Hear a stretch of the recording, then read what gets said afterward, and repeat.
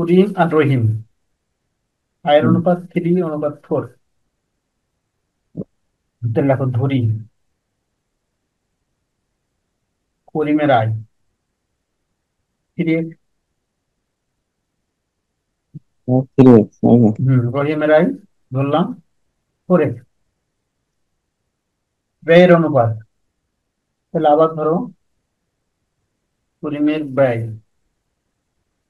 ধরো 4x, রহিমের কত ধরবো, 5। আচ্ছা, এখানে এক্স ধরতে পারবো না।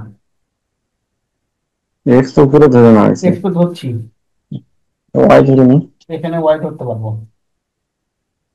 তাহলে করিমে ধরলাম 4y, রহিমে 5y। তাহলে যদি এবার হয় তাহলে করিমের সঞ্চয় কত হবে? করিমের সঞ্চয় তাহলে বিয়োগ করতে হয়। 3x - 4y, রহিমের সঞ্চয় 4x - 5y। ওয়াই। এখন একটা কাজ করো,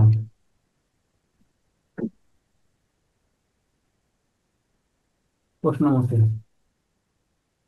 প্রশ্ন মতে কি বলছে, করিমের সঞ্চয় তার আয়ের 1/4। তাহলে করিমটা কত, করিমের সঞ্চয় 3x - পঞ্চাশ 4y, আছে 3x - 4y। তার আয়ের 1/4, আয় কত, 3x।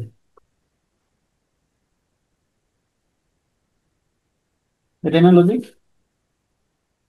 হুম। বা এখান থেকে একটু কাজ করি, 12x - 16y সমান 3x। বা এখানে তাহলে বলতে পারি 9x সমান 16y। বা x সমান 16y/9। হয়েছে তো? হুম। বলছে তাদের সঞ্চয়ের অনুপাত লেখো, তাদের সঞ্চয়ের অনুপাত, অনুপাত কত ছিল, 3x - 4y অনুপাত 4x - 5y, এটা কি ছিল তাই না? এই লজিক ঠিক আছে এটুক? হুম। আচ্ছা, 3x এর পরিবর্তে কত বসাবো আমরা, Y Y by by nine. Nine minus 4y অনুপাত 4। এক্স এর পরিবর্তে বসাবো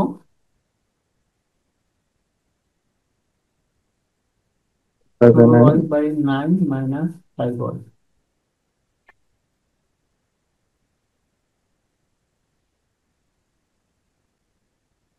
দেখো এখানে কি পাচ্ছি তাহলে, কাটা যাবে না, তাহলে থাকলো, হুম। এদিকে যদি আমি 3 লসের করি, তাহলে 4y/3, 3 × 12। তারপরে হ্যাঁ, অনুপাত এখানে কত 12, থাকতেছে, তাহলে 4i/3। হ্যাঁ, আর এখানে থাকতেছে কত, লসগু হবে 9। তাহলে 4 × 16 = 5×9 = 45। 64 থেকে 45 বাদ দিলে 19, নাকি 14 আর 5 = 19, ঠিক আছে? হুম।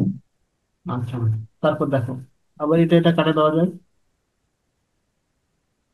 তিন। এখন 3 দ্বারা যদি গুণ করে দিই, আবার ওয়াই ওয়াই কাটা, তাহলে 12:19।